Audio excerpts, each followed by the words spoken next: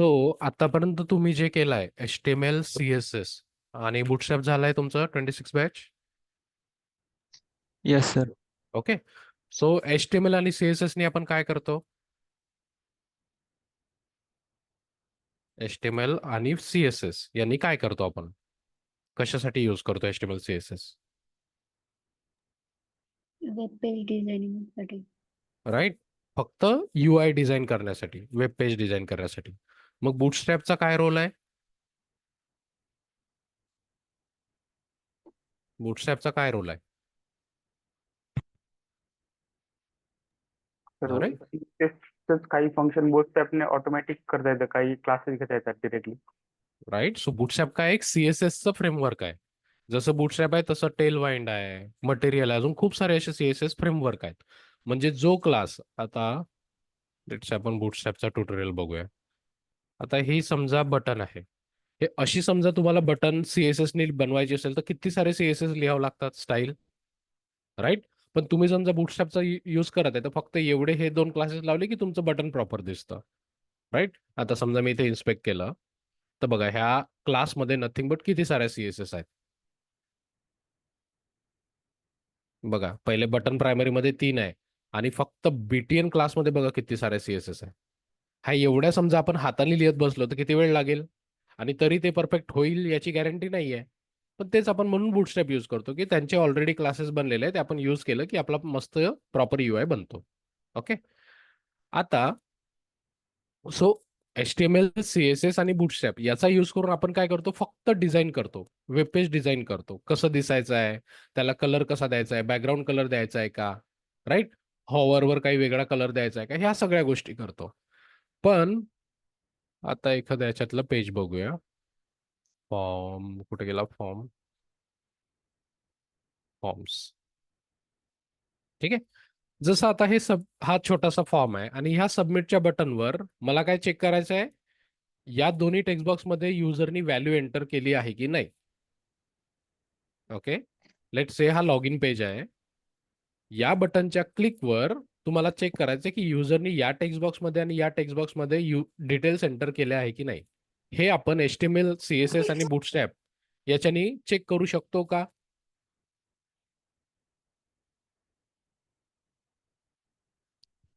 पहिले टास्क समजला का? मी काय म्हटलं, बटनच्या क्लिकवरती या 2 टेक्स्ट बॉक्समध्ये युजरनी काही व्हॅल्यू एंटर केली आहे की नाही हे चेक करायचं आहे.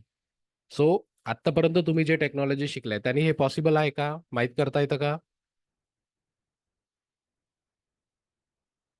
अरे हो की नाही? नाही सर. नाही ना. तुम्हाला दिसेल, डोळ्यांनी दिसेल हा व्हॅल्यू एंटर केली आहे की नाही.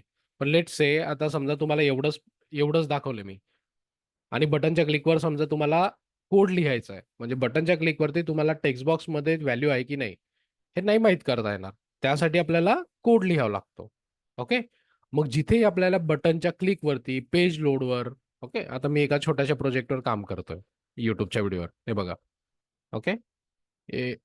लर्निंग मॅनेजमेंट सिस्टम असतं बघा, जिथे कोर्सेस असतात. कोर्स ओपन केले की त्याच्यात व्हिडिओज असतात. जसं आता हा कोर्स आहे, याच्यावर क्लिक केलं की हे सगळं स्टॅटिक आहे, UI आहे फक्त. आणि हा पूर्ण UI मी ChatGPT बनवला आहे. थोडेसे दिवस जाऊ द्या, मी ChatGPTचा यूज कसा करायचा ते सांगेल. ओके. आणि हे इथे कोर्सेस असतील, इथे ट्रेंडिंग कोर्सेस असतील, मी एनरोल करू शकेल. या कोर्समध्ये किती व्हिडिओज आहे ते बघू शकेल. आता लेट्स मी एनरोल केल्यानंतर मग माझं डिटेल पेज ओपन होईल. डिटेल पेजमध्ये त्या कोर्समध्ये किती व्हिडिओज आहे ते इथे दिसतील. मग ज्या व्हिडिओवर क्लिक करेल तो व्हिडिओ इथे दिसेल. अशा खूप काही फंक्शनॅलिटी असतात. जसं इथे रजिस्टर आहे, रजिस्टरच्या क्लिकवर बघा पॉपअप ओपन झालं. आता इथे काय होतंय? दोन्ही दिसत आहे. रजिस्टरचा पण फॉर्म दिसतोय आणि लॉग इनचा पण फॉर्म दिसतोय. हे करेक्ट आहे का? या पॉपअप मध्ये रजिस्टरचा पण फॉर्म दिसतोय आणि लॉग इनचा पण फॉर्म दिसतोय. हे करेक्ट आहे का? नाही. At a time at least log in दिसायला पाहिजे किंवा रजिस्ट्रेशन दिसायला पाहिजे, बरोबर. मग इथे काय करू शकतो आपण? रजिस्टर आणि लॉग इनची बटन देऊ शकतो. रजिस्टरवर क्लिक केलं की रजिस्टर दिसेल, लॉग इनवर क्लिक केलं की डायनॅमिक UI. त्यासाठी आपल्याला कोडिंग करावं लागतं. ओके. सो बेसिक आता ब्राउझर जे असतं आपलं, हे ब्राउझर आहे, म्हणजे क्रोम म्हणा किंवा मोझिला म्हणा किंवा इंटरनेट एक्सप्लोरर, सगळ्या ब्राउझरला फक्त जावास्क्रिप्ट समजतं. ओके. आता जावास्क्रिप्टचा यूज करून बघा, वेब डेव्हलपमेंटमध्ये जावास्क्रिप्ट ठीक आहे, पॅरेंट टेक्नॉलॉजी आहे. ओके. आता अँग्युलर असू द्या, रिॲक्ट असू द्या, व्ह्यूजेस असू द्या, एक्सप्रेस.जेएस, ह्या सगळ्या ज्या काही जेएस वाल्या लँग्वेजेस आल्या आहेत ना, ह्या सगळ्या कशावरून बनलेल्या आहे? जावास्क्रिप्टवरनं. त्यांचा बेस काय आहे? जावास्क्रिप्ट. म्हणून इंटरव्ह्यूमध्ये आपण केव्हाही जातो, जेव्हा डझंट मॅटर तुम्ही अँग्युलरचा इंटरव्ह्यू द्यायला जा किंवा रिॲक्टचा द्या किंवा व्ह्यूचा जा, इंटरव्ह्यू सुरू होतो फक्त जावास्क्रिप्टवरनं. किंवा अशाही कंपन्या आहेत ज्या फक्त जावास्क्रिप्टवरच इंटरव्ह्यू घेतात. तुम्हाला ना अँग्युलर विचारतील, ना रिॲक्ट, ना काही. समजा म्हणजे कन्सिडरेशन कसं असतं, की तुम्हाला समजा जावास्क्रिप्ट आलं, म्हणजे तुम्ही कोणत्याही लँग्वेजवर काम करू शकता. Got it? अशा खूप साऱ्या म्हणजे जावास्क्रिप्ट इतकी पॉवरफुल लँग्वेज आहे, की तुम्ही फक्त जावास्क्रिप्ट शिकलं, फक्त जावास्क्रिप्ट, तरी तुमचा पूर्ण डेव्हलपमेंटचं जे करिअर आहे ते तुम्ही आरामात व्यवस्थितरित्या काढू शकता. म्हणजे जो फक्त अँग्युलर करेल, जो फक्त रिॲक्ट करेल, त्याच्यापेक्षा ज्याला जावास्क्रिप्ट चांगलं येतं ना, त्याची व्हॅल्यू जास्त आहे मार्केटमध्ये. Getting it? त्याचं रिझन काय असू शकेल? का बरं अँग्युलर डेव्हलपर किंवा रिॲक्ट डेव्हलपर पेक्षा जावास्क्रिप्ट वाल्याला जास्त व्हॅल्यू आहे? एनिवन? काय रिझन असेल की जावास्क्रिप्ट वाल्याला जास्त व्हॅल्यू आहे? बघा, आता लेट्स से आपण सिद्धांत पकडलं. सिद्धांतचा लेट्स से अँग्युलर येतं. ओके. सो एखादी कंपनी काय करेल, त्याला let's say as a fresher म्हणून जरी जॉईन करून घ्यायचं असेल, 3 किंवा 4 लाखचा पॅकेज देईल. कारण त्याला काय येतं? फक्त अँग्युलर येतं. जावास्क्रिप्ट थोडंसं येईल. ओके. लेट्स से सुशील बघितलं तर सुशीलला लेट्स से रिॲक्ट येतं. रिॲक्ट थोडीशी ट्रेंडिंग टेक्नॉलॉजी आहे, डेव्हलपर कमी आहे, म्हणून त्याला 4 ते 5 लाख पॅकेज भेटेल. ओके. आता दोन्ही रिसोर्सेसला कंपनीने हायर केलं. त्यानंतर त्यांच्याकडे आता अँग्युलर आणि रिॲक्टचे प्रोजेक्ट आहेत, म्हणून त्यांना हायर केलं. लेट्स से प्रोजेक्ट संपले. मग हे दोघं काही करू शकतील का? लेट्स से सिद्धांत एका कंपनी आहे, तिथं फक्त सध्या अँग्युलरचा प्रोजेक्ट होता, म्हणून त्याला हायर केलं आणि तो प्रोजेक्ट संपला. आता नेक्स्ट प्रोजेक्ट जो आहे तो रिॲक्टचा आहे. तर सिद्धांत काही करू शकेल का तिथे? नाही काही राईट.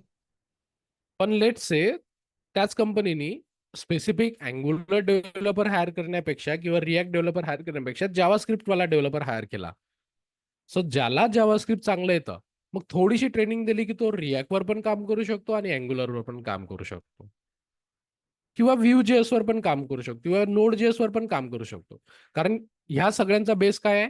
जावास्क्रिप्ट. म्हणजे तुम्हाला जावास्क्रिप्ट जर आलं, तर तुम्ही जावास्क्रिप्टवरनं बनलेल्या जेवढ्याही लायब्ररीज आहेत, त्या सगळ्या लायब्ररीजवर तुम्ही इझिली काम करू शकता. म्हणजे थोडीशी जरी ट्रेनिंग दिली तरी तुम्ही काम करू शकता. ओके.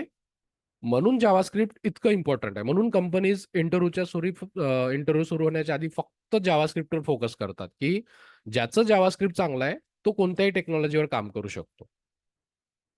आता क्लिअर आहे जावास्क्रिप्ट किती का बरं इम्पॉर्टंट आहे? ओके. आणि जर समजा तुम्हाला अँग्युलर जरी शिकायचं किंवा रिॲक्ट जरी शिकायचं, तरी तुम्हाला जावास्क्रिप्ट शिकावंच लागतं. कारण जे बेसिक कन्सेप्ट आहे प्रोग्रामिंगचे, ते आपण जावास्क्रिप्टमध्ये क्लिअर करतो. ओके. आणि जावास्क्रिप्ट काय करतं? सगळं UI डायनामिक करण्याचं काम. म्हणजे बटनच्या क्लिकवरती इव्हेंट लिहायचे आहे. पेज लोडर तुम्हाला काही गोष्टी हाईड आणि शो करायच्या आहे. राईट? जसं आता ह्या बटनच्या क्लिकवरती, व्ह्यू व्हिडिओच्या क्लिकवरती ह्याच कोर्सेसचे व्हिडिओज दाखवायचे आहेत, तर तुम्हाला API कॉल वगैरे करावा, ह्या खूप साऱ्या गोष्टी असतात. मग इथे जे व्हिडिओ आता हा स्टॅटिक कंटेंट आहे, पण API कॉल केल्यानंतर हा डेटा कुठून येईल? API कॉल कडून येईल. सो हे सगळं डायनामिक होतं. सो आपल्याला डायनामिक UI बनवायचं असेल, बटनच्या क्लिकवरती काही लिहायचं असेल, ड्रॉपडाऊनच्या चेंजवरती काही करायचं असेल, तर या सगळ्यासाठी आपल्याला लागतं जावास्क्रिप्ट. ओके. मग आपलं जावास्क्रिप्ट झाल्यानंतर तेच सेम गोष्ट आपण रिॲक्टनी किंवा अँग्युलरनी करतो. पण जोपर्यंत माहीत नाही, तोपर्यंत आपण जावास्क्रिप्टनी करू शकतो. ओके. सो आता मी जसं करेल तसं तुम्ही करत जायचं. मी काय करेल, तुमच्या नावाचं एक फोल्डर क्रिएट करेल. एकच मिनिट, जावास्क्रिप्टचं फोल्डर आहे का?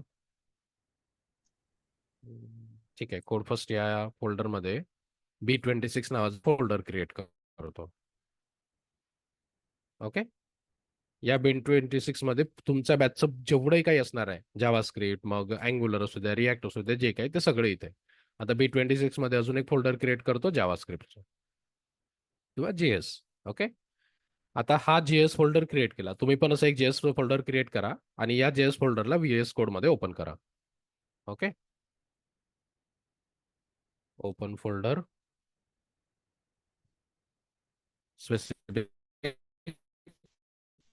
फोल्डर ओपन केलं, क्रिएट करायचे. ओके, सो प्लस करायचं.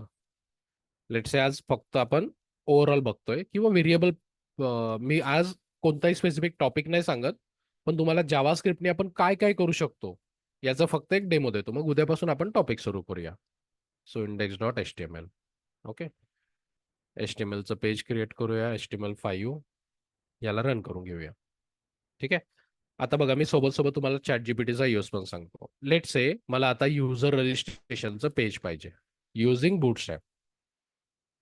आता हे मी हाताने पण बनवू शकतो. युजर रजिस्ट्रेशन, लेट से स्टुडंट रजिस्ट्रेशन पेज बनवायचं आहे मला हाताने.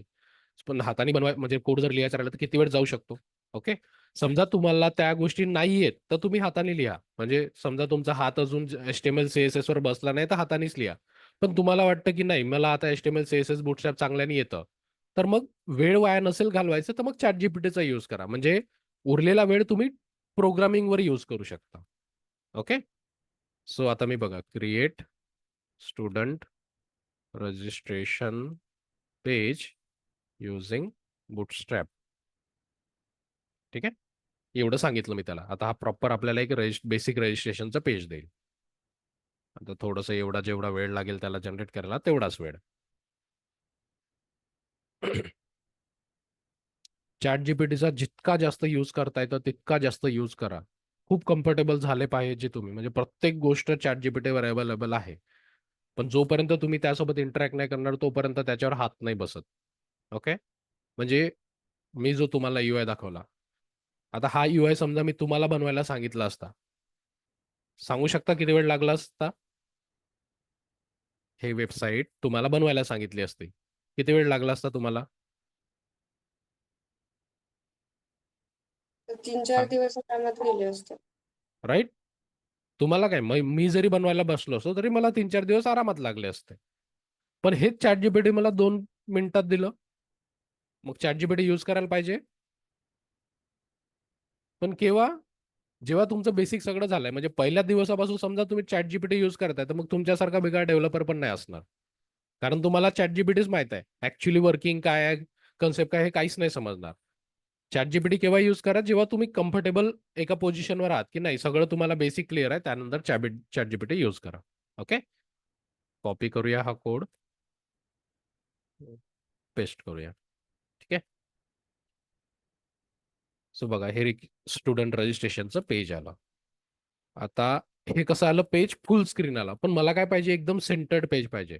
तर मी याला अजून त्याला म्हणू शकतो की आता त्यांनी एक पेज तर दिलं, पण मला काय पाहिजे, सेंटर्ड पेज पाहिजे. एवढं फुल स्क्रीन पेज नको. ओके, सो अजून त्याला इन्स्ट्रक्शन चेंज करायची. इट्स लाईक चॅट जीपीटीला असं कन्सिडर करा की तुम्ही एका ऍक्च्युअली पर्सन सोबत बोलत आहात. तुमच्या डोक्यात जेव्हा ते राहील ना तेव्हाच तुम्ही प्रॉपरली चॅट जीपीटीचा यूज करू शकता. I need above page in centred format. ठीक आहे, बघूया आता तो काय चेंज करून देतो. आता अजून त्याला थोडासा वेळ लागेल. आणि प्रत्येक गोष्ट तो एक्सप्लेन पण करू शकतो. बघा, पहिला त्याने बुटस्ट्रॅपचं दिलं, मग इथे काय दिलं, इथे काय यूज केलं त्यांनी, फ्लेक्स बॉक्सच्या युटिलिटीज यूज केल्या.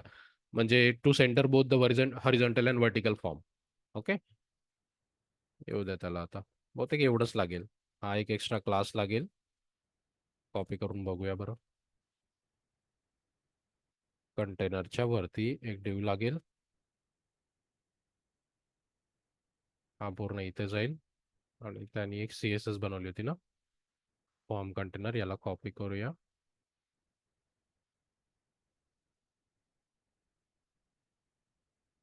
इथे टाकूया. नाही आला, काहीतरी चुकलं आपलं. झालं का याचं डेव्हलप पूर्ण? ठीक आहे, हे कॉपी पेस्ट करून बघूया.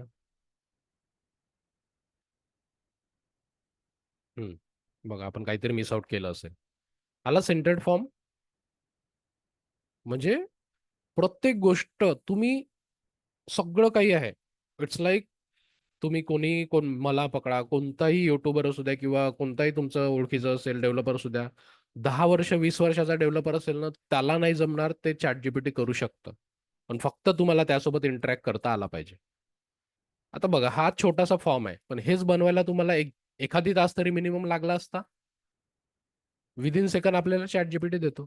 ओके, ठीक आहे. आता याच्यात थोडेसे आपण चेंजेस करूया की याच्यात कास्ट वगैरे, म्हणजे आता जावास्क्रिप्ट यूज करायचं आपल्याला, तर थोडेसे फील्ड चेंज करूया. किंवा इथे बघा फर्स्ट नेम फुल नेम आहे. सो इथे काय करतो मी, फर्स्ट नेम. आता इथे एक रो घेऊया आणि त्याच्यात टाकूया डॉट रो डॉट कॉल 3. तो बेसिक कोड देईल, त्याच्यानंतर तुम्हाला चेंज करावं लागेल, राईट. एक कॉलम घेतला, याला करूया 6 first name last name. Okay, त्यानंतर खाली घेतो मी फुल नेमचा टेक्स्ट बॉक्स. आता बघा पहिलं मी जावास्क्रिप्टचं एक्झाम्पल सांगतो कसं, म्हणजे जावास्क्रिप्ट कुठे यूज होतो. काहीतरी चुकलं आहे. स्क्रॉल हे दिसतंय का, कंटेंट वरती गेलाय. का बरं तसा कंटेंट वरती गेलाय.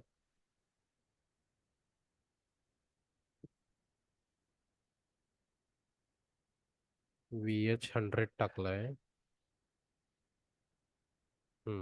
ठीक आहे, VH100 बघा, VH100 ते व्हर्च्युअल हाईट 100 VH देतं, तर त्याच्याने ते गडबड झालं होतं. वरचा कोड दिसतच नव्हता. ठीक आहे, बघा आता हा आपला पेज दिसतंय प्रॉपर.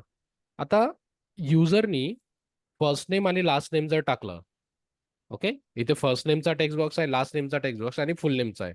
तर आता युजरनी लेट से मी माझं टाकलं चेतन, फुल नेम टाकलं मी जोगी. आता फुल नेम ऑटोमॅटिकली जनरेट झालं पाहिजे की परत युजरला टाईप करायला लावलं पाहिजे असं सांगा.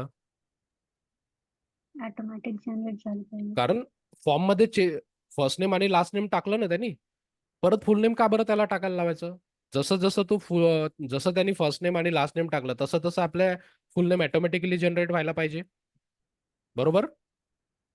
सो आता हे जर आपल्याला करायचं तर इथे आपल्याला लागतं स्क्रिप्टिंग, म्हणजे जावा कोडिंग लिहावं लागतं.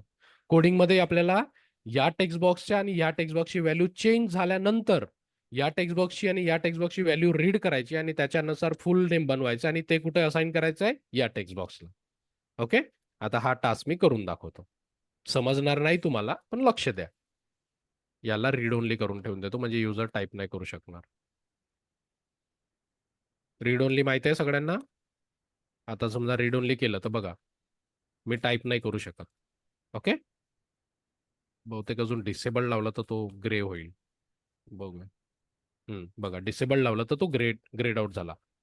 ओके, सो आता मी इथे स्क्रिप्टिंग लिहितो. ठीक आहे, स्क्रिप्ट टॅग ओपन करावं लागतो. आता ह्या दोन्ही टेक्स्ट बॉक्सच्या चेंजवर आपल्याला कोड लिहायचा आहे. तर मी काय करतो, एक फंक्शन बनवतो. Function sorry on generate full name. Okay, आणि हा फंक्शन किंवा ठीक आहे, 2 फंक्शन बनवतो मी सध्या. Generate full name by F name by L name, किंवा असू द्या सेमच फंक्शन दोन्हीकडे कॉल करूया. सो एक मी फंक्शन बनवला जनरेट फुल नेम. हा फंक्शन मला काय करायचं आहे, टेक्स्ट बॉक्सची व्हॅल्यू चेंज झाल्यानंतर कॉल करायचा आहे. सो इथे मी ऑन ब्लर म्हणून एक फंक्शन असतो, इव्हेंट असतो, हा फंक्शन कॉल केला. ओके, सध्या एकदम विचार नका करू कसं होतंय काय होतंय, फक्त फंक्शनॅलिटी बघा. जे फंक्शनॅलिटी आपण डिस्कस केली ती होतंय की नाही. ओके, आता या दोन्ही टेक्स्ट बॉक्सला युनिक आयडी द्यावं लागेल. txt F name txt L name. ठीक आहे, मी दोन्ही टेक्स्ट बॉक्सला युनिक काहीतरी दिलं. या फंक्शनमध्ये constant F name variable create करतोय. Document dot get element by I D, माझ्या टेक्स्ट बॉक्सची आय डी द्यावं लागेल, TXT फर्स्ट नेम. टेक्स्ट बॉक्सची व्हॅल्यू अशी रीड करतात, कॉन्स्टंट लास्ट नेम, परत सेम लाईन कॉपी पेस्ट, फक्त आय डी चेंज होणार. इथे जाणार TXT लास्ट नेम. ठीक आहे, माझ्याकडे फर्स्ट नेम आलं आणि लास्ट नेम आलं.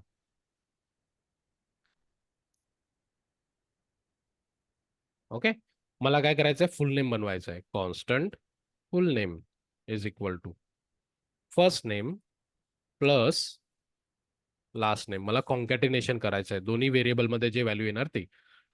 याच्याने काय होणार, टेक्स्ट बॉक्सची व्हॅल्यू रीड होणार आणि ती या व्हेरिएबलमध्ये स्टोअर होणार. ओके, आणि आता फुल नेम तर जनरेट केला आणि हे फुल नेम मला कुठे असाइन करायचं आहे, या टेक्स्ट बॉक्सला. सो इथे TXT full name, I D change केली.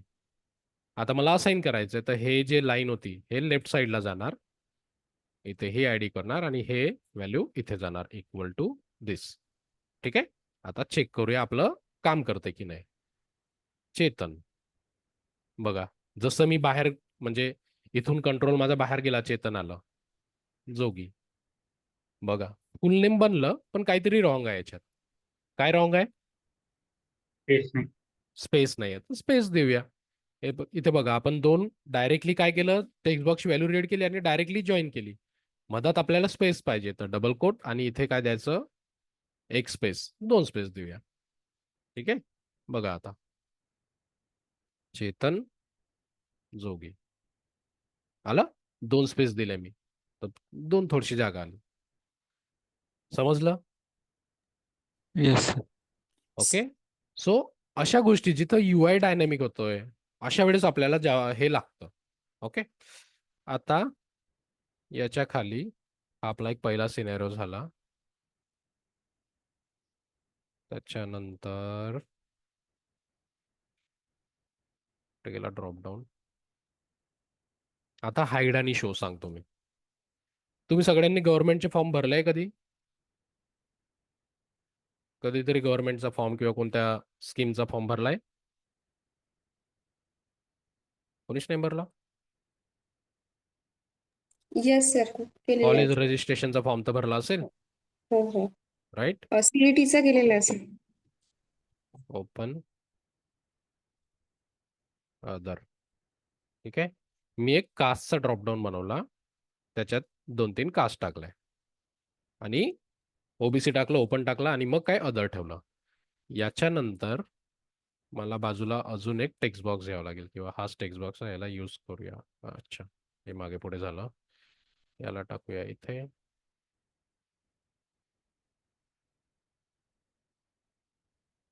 Other caste. ठीक आहे, एंटर, अदर कास्ट करूया. आता बघा, अरे यार कोर्सच उरलं का, सिलेक्ट युअर कास्ट. आपल्याकडे एक ड्रॉपडाऊन आहे ज्याच्यात पर्टिक्युलर कास्ट आहे. ओके, त्याच्या खाली कास्टचा, अदर कास्टचा टेक्स्ट बॉक्स पण आहे. ठीक आहे, आता जेवढेही आपण नॉर्मली गव्हर्नमेंट अप्लिकेशनचे फॉर्म भरतो किंवा कॉलेज रजिस्ट्रेशन सगळीकडे आपण कास्ट टाकतो. आता त्यांच्याकडे सगळ्या कास्ट नसतात, त्या काही बाय डिफॉल्ट कास्ट टाकतात आणि एक ऑप्शन देऊन देतात अदर. आता भारतात असंख्य कास्ट आहे, प्रत्येक कास्ट जर प्रत्येक गव्हर्नमेंट एजन्सी ठेवत बसतील तर नाही होत पॉसिबल, राईट? लिमिटेड कास्ट ठेवतात आणि लिस्टेड पैकी नसेल तर बाबा अदर सिलेक्ट कर आणि मग अदरची व्हॅल्यू टाक. ओके, हा नॉर्मल सिनेरिओ आहे. आता बाय डिफॉल्ट आपलं असं पेज असणार. सो आपला सिलेक्ट कास्टचा ड्रॉपडाऊन दिसतोय आणि अदर कास्टचं पण दिसतंय. आता मला सांगा, हे अदर कास्ट दिसलं पाहिजे का ऑन पेज लोड? हा जो टेक्स्ट बॉक्स आहे अदर कास्टवाला, हा बाय डिफॉल्ट दिसला पाहिजे का? नाही. केव्हा दिसला पाहिजे हा अदरचा? ऑर्डरवर क्लिक केल्यावर. समजा मी इथे अदर सिलेक्ट केलं तरच हा दिसला पाहिजे, राईट? समजा मी OBC सिलेक्ट केलं तर हा हाईड झाला पाहिजे. क्लिअर?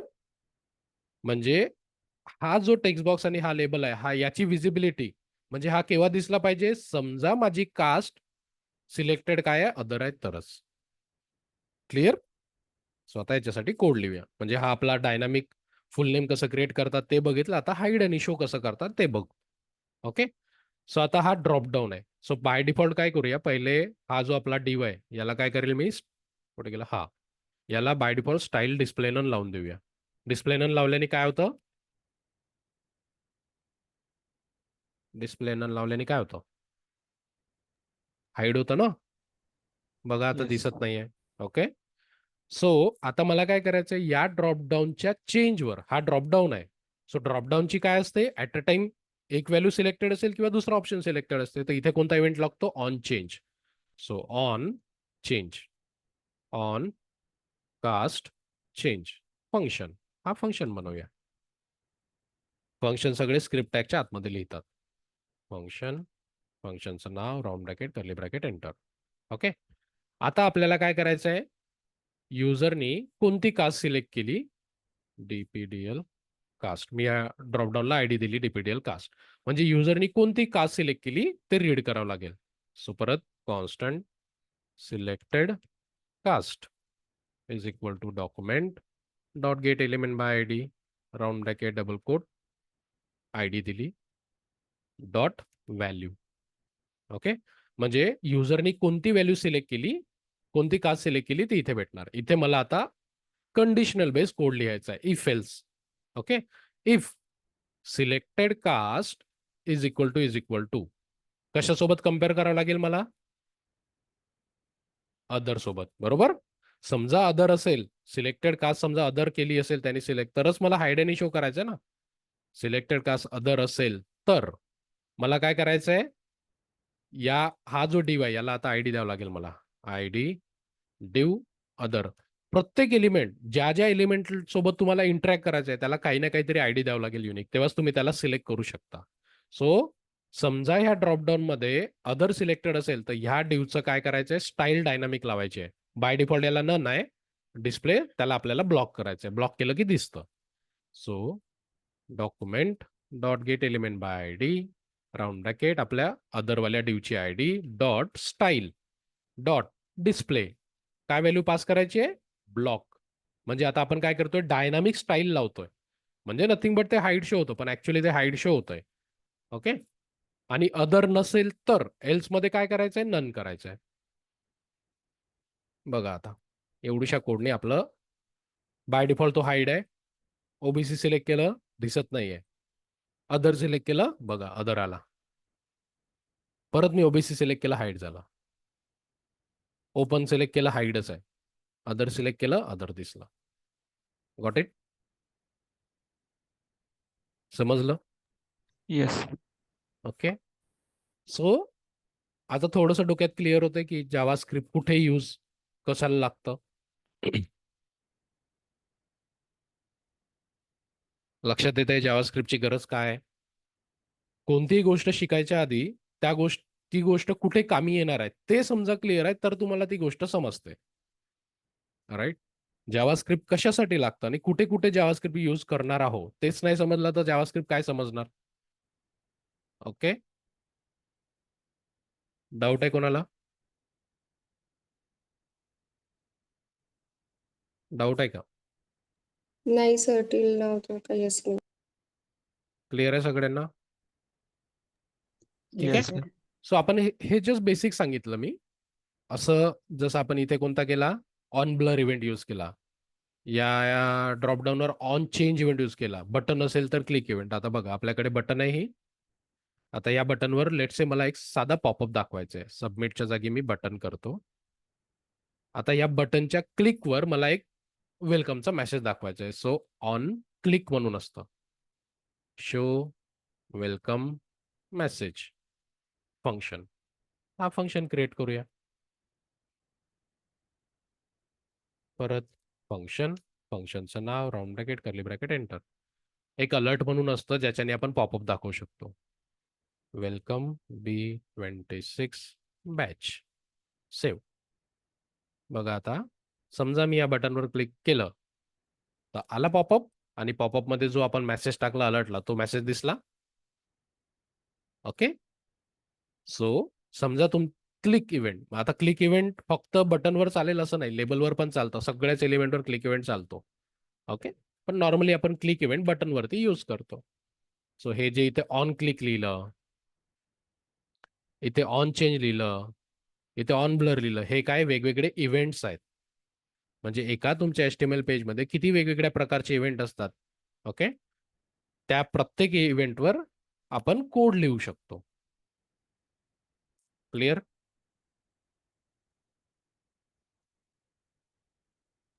समजलं का बेसिक? हा सुज आपण टेक्स्ट बॉक्सवर ऑन ब्लर लिहिलंय ना इव्हेंट, हा हा तिथे ऑन चेंज लिहिलं असतं तर आपलं ऑन चेंज लगेच पण लिहू शकतो. आपण पण जो डेटा लगेच एंटर केला तो फुल नेम मध्ये बघ, दिसला असता. रिॲक्ट मध्ये ऑन चेंज वेगळा काम करतो. आणि इथे बघ, आता मी इथे ऑन चेंज लिहितो, इथे ऑन चेंज लिहितो. ओके, आता बघ झालं का? हे सेम गोष्ट रिॲक्ट मध्ये पटकन काम करेल. बरोबर. हो. आता समजा मी टॅब दाबलं तर माझं कॉल होतंय. म्हणजे ऑन ब्लर आणि ऑन चेंज इथे सारखं काम करतं. म्हणजे हम्म. या टेक्स्ट बॉक्स मधून जेव्हा तू बाहेर जातो, डिऍक्टिव्ह होतो टेक्स्ट बॉक्स, तेव्हा तुझा तो फंक्शन कॉल होतो. फंक्शन कॉल होतो. क्लिअर? रिॲक्ट मध्ये ऑन चेंज जशी टेक्स्ट बॉक्सची व्हॅल्यू चेंज झाली तसा एक्झिक्यूट तसं होतो. पण इकडे जेव्हा टेक्स्ट बॉक्स मधून कंट्रोल निघतो तेव्हा नथिंग बट ऑन ब्लर सारखाच काम करतो. ओके, साध्या जावास्क्रिप्ट मध्ये ऑन चेंज इव्हेंट फक्त ड्रॉपडाऊन वर चांगल्याने काम करतो. ओके, ठीक आहे. अजून कोणाला काही डाऊट आहे?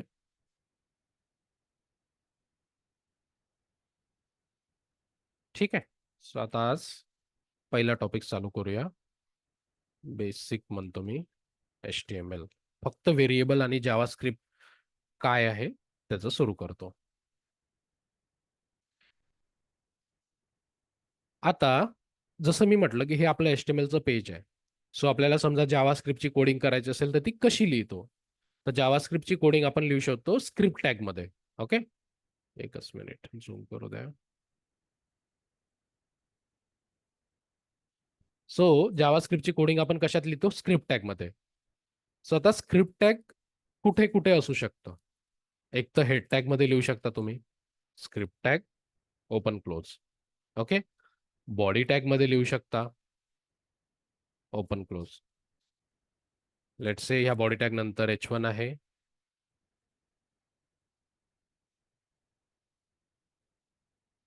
H1 नंतर लेट्स से आपला पॅराग्राफ आहे. दिस इज पॅरा. ठीक आहे. ऍट द एंड परत माझा एक स्क्रिप्ट टॅग आहे. ठीक आहे. सो माझ्या पेजमध्ये किती स्क्रिप्ट टॅग टाकले मी? 3.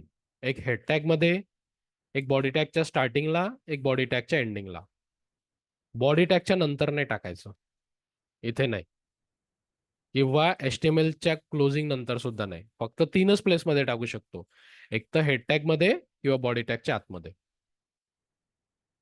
किती स्क्रिप्ट टॅग असू शकतात? कितीही.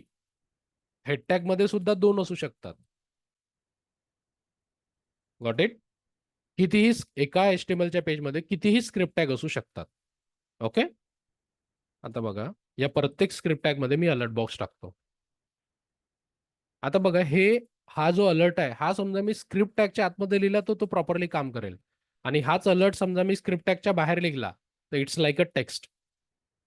ओके, बघा आता ह्या HTML ला ओपन करावं लागेल आपल्याला. Duplicate basic.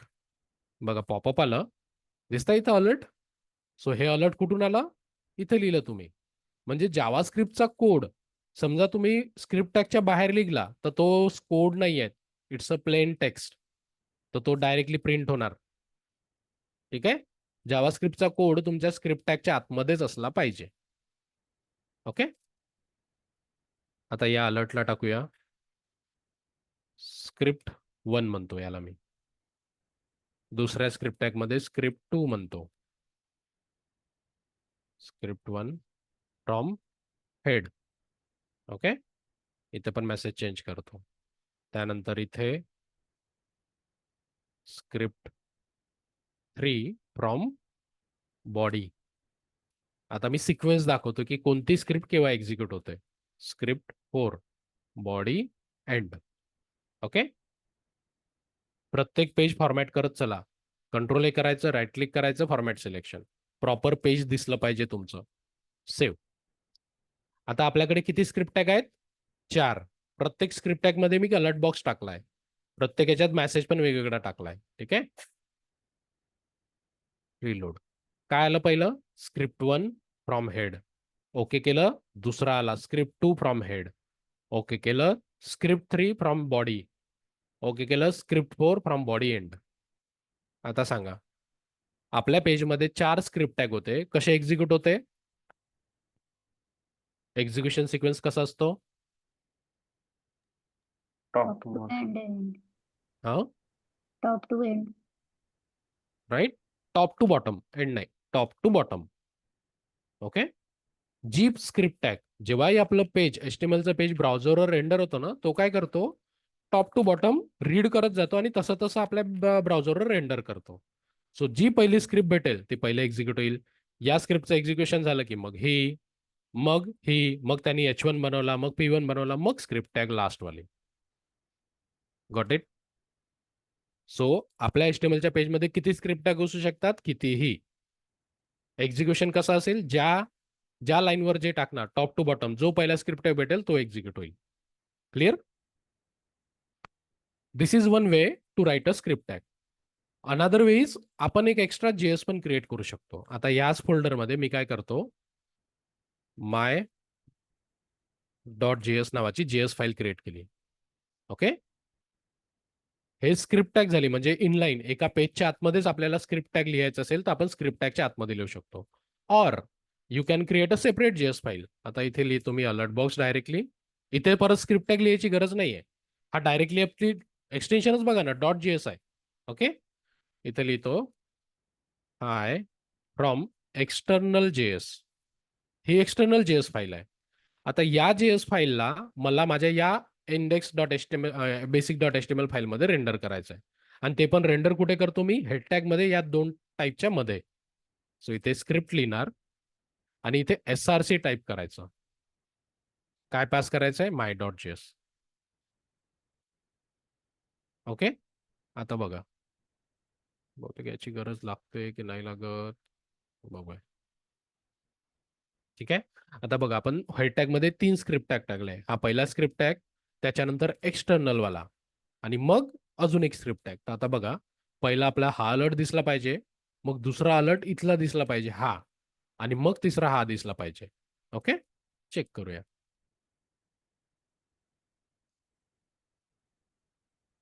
पहिला आला स्क्रिप्ट 1 हेड टॅग. ओके केलं. बघा, हाय फ्रॉम एक्सटर्नल JS आलं. ओके केलं. Script 2 head tag. समजलं? बरोबर झालं? म्हणजे ज्या सिक्वेन्सनी टाकलं त्या सिक्वेन्सनी पहिली ही स्क्रिप्ट टॅग होईल, मग या JS मधला कोड एक्झिक्यूट होईल कारण इथे टाकली, मग या स्क्रिप्ट मधला. सो एक तर तुम्ही तुमच्या पेजमध्ये स्क्रिप्ट टॅग लिहायचं असेल तर असं लिहिता, दुसरी फाईल म्हणजे एक्सटर्नल JS टाईप करायची असेल तर असं करता. क्लिअर आहे?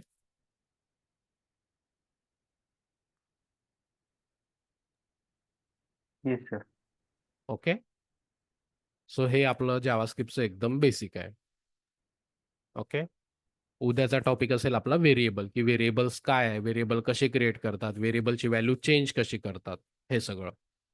ओके. सर एक क्वेश्चन होता. हा.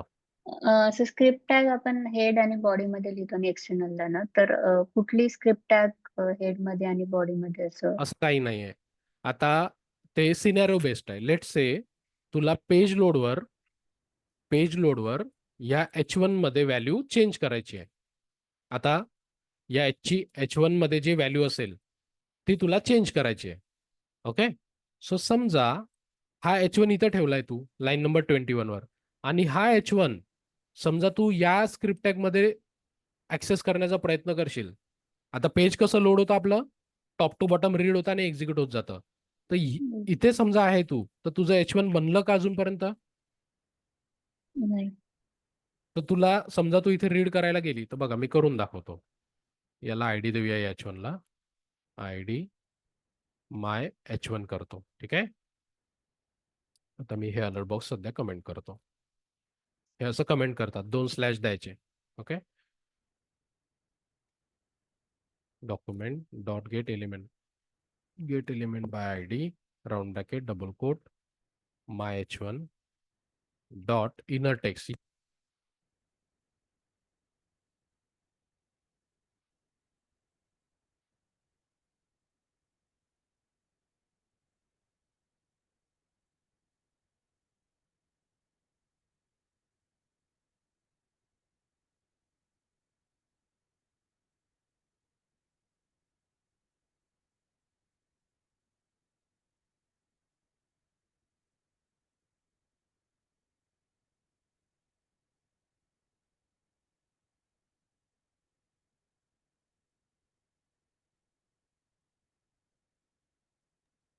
तर आपण इनर टेस्ट आहे तीन सर्क्युलर पॅकेट मध्ये देतो ना.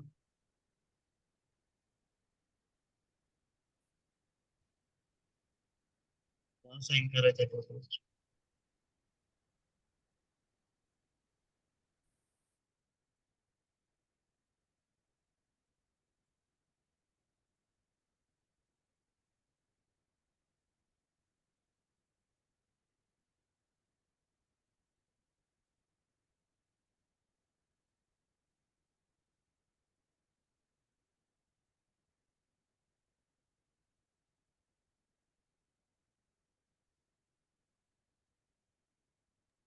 सर तुमचा आवाज येत नाही.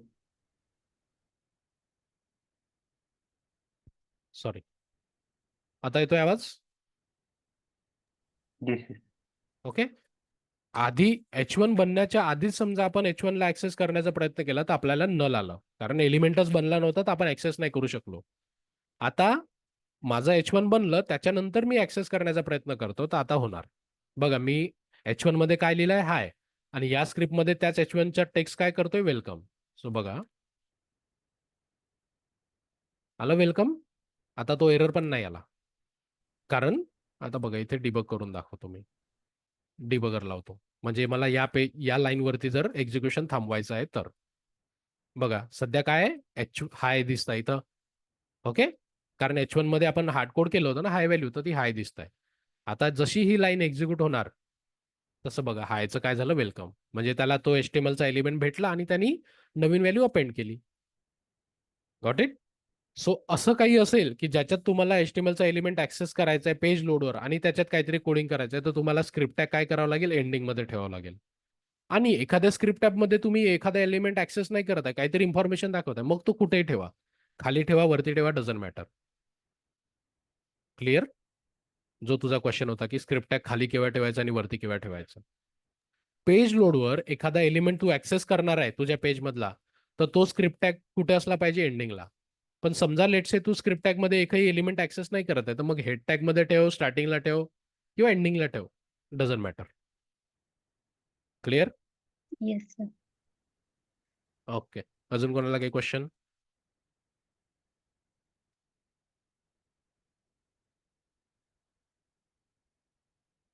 ओके. सो बघा, परत एकदा रिपीट करतो मी ज्या वेनी शिकवतो, मी 100% कॉन्फिडंट असतो, कारण माझ्या हातातून BSc वाले असू द्या, काय म्हणते कॉस्मेटिकची काय ब्रँच असते, मला ते स्ट्रीम नाही आठवत आहे.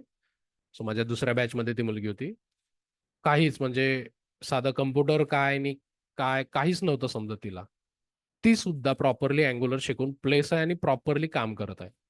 ओके.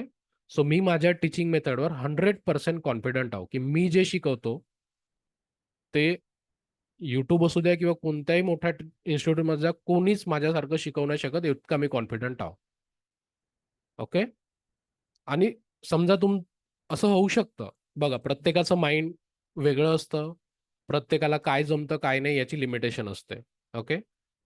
म्हणजे जुन्या बॅचचे पण मुलं आहे म्हणून मी त्यांच्यासमोरच तुम्हाला सांगतोय, मी जे सांगतोय प्रत्येक दिवशी जो टॉपिक करतोय मी, त्यानंतर मी टास्क देतो, ते टास्क इमानदारीने समजा तुम्ही रोजच्या रोज करत आहे, प्लस मी दिलेले टास्क किंवा अजून गुगल करा, व्हेरिएबल टॉपिक झाला, इफ एल्स टॉपिक झाला, त्याचे अजून टास्क सर्च करून बघा. ही रोजची मेथड जर समजा तुम्ही प्रॅक्टिस जर केली तर 100% तुम्हाला प्रत्येक गोष्ट समजणार आणि you will be a good developer. Me guaranteed सांगतो. तुम्ही म्हणाल तर मी स्टॅम्प पेपरवर लिहून द्यायला सुद्धा तयार असतो, प्रोव्हायडेड रोज तुम्ही जर प्रॅक्टिस केली तर तुम्हाला जॉब पण लागणार आणि प्रॉपरली तुम्ही काम पण करणार, कधी जॉब पण नाही जाणार तुमचा. ओके. फक्त मी सांगितलेलं जसंच्या तसं करत चला. ओके. समजा तुम्ही आजची प्रॅक्टिस नाही केली तर तुम्हाला उद्याचा टॉपिक नाही समजत, कारण सगळे टॉपिक एकावर एक डिपेंड असतात. म्हणून ज्या दिवसाची प्रॅक्टिस त्या दिवशी एनी हाऊ झालीच पाहिजे. ओके. न चुकता. हा एक पॉइंट. दुसरा पॉइंट, जसं मी सांगत होतो की प्रत्येकाचं माइंड प्रोग्रामिंगसाठी नसतं. पॉसिबल होऊ शकतं की कोणाला, म्हणजे मी कितीही इंटेन्सिटीने किंवा कितीही आपण मराठी शिकत असलो तरी कितीही प्रोग्राम प्रॅक्टिकली रिलेट करून सांगण्याचा प्रयत्न केला तरी होऊ शकतं की कोणाला नाही सुचणार. ओके, सो जस्ट एक नॉर्मल मी सांगतोय की समजा जावास्क्रिप्टचे आपले 10-15 दिवस झाले, त्याच्यानंतरही समजा तुम्हाला वाटत आहे की अरे नाहीच येत आहे लक्षात, सो मला किंवा गोरख सरांना सांगा, आम्ही तुम्हाला वर्डप्रेसमध्ये मूव्ह करू शकतो जिथे प्रोग्रामिंगचं काम येत नाही. फक्त ते UI डिझायनिंग असू शकतं. ओके, पण ते केव्हा समजा तुम्ही प्रॅक्टिस करत आहे, सगळं करत आहे, त्याच्यानंतर नाही येत आहे लक्षात, तर म्हणजे समोर जाण्यात काही अर्थ नाही राहत, हे क्लिअरली सांगतोय मी. म्हणजे असं नाही की ऑब्व्हियसली तुम्ही पेड करत आहात, तुम्ही पुढचे जे काही तुमचे 2 इन्स्टॉलमेंट 1 इन्स्टॉलमेंट झाले असेल तेवढंच पे करा, पुढचं नका करू. तुमचेही पैसे वेस्ट नका टाकू आणि टाइम पण वेस्ट नका करू. होऊ शकतं कोणाच्या माइंडला ते नाही समजत, प्रत्येकाला ते तुम्हालाच समजेल काही दिवसांनी की तुम्हाला लक्षात येतंय की नाही. जे टेक्निकल फील्डचे आहे त्यांना त्रास नाही जाणार, पण अपार्ट फ्रॉम जे टेक्निकल फील्ड आहे होऊ शकतं. HTML CSS पर्यंत सगळ्यांना सगळं समजतं, पण जिथून प्रोग्रामिंग सुरू होतं तिथून थोडंसं त्रास जाऊ शकतो. सो असं कोणालाही वाटत आहे की सर नाही समजत आहे तर बिंदास आम्हाला सांगा. याच्यात काहीच असं न्यूनगंड बाळगण्याची गरज नाही की बाकीच्यांना जमत आहे, मला का बरं नाही जमत आहे. लपवून नका ठेवू. अजून आपण ट्राय करून बघतो की मी अजून व्यवस्थित अजून दुसऱ्या वेळी एक्सप्लेन करून बघू शकतो. मग त्यानंतरही नाही समजलं तर आपण वर्डप्रेसकडे जाऊ शकतो. ओके, क्लिअर आहे. ह्या 2 गोष्टी थोड्याशा लक्षात ठेवा. ओके, नवीन कोण जॉईन झालं सकाळी ज्यांनी इंट्रोडक्शन नाही दिलंय? मनीषा, प्रज्ञा, प्रथमेश. मनीषा, काय एज्युकेशन आहे तुमचं? BCA.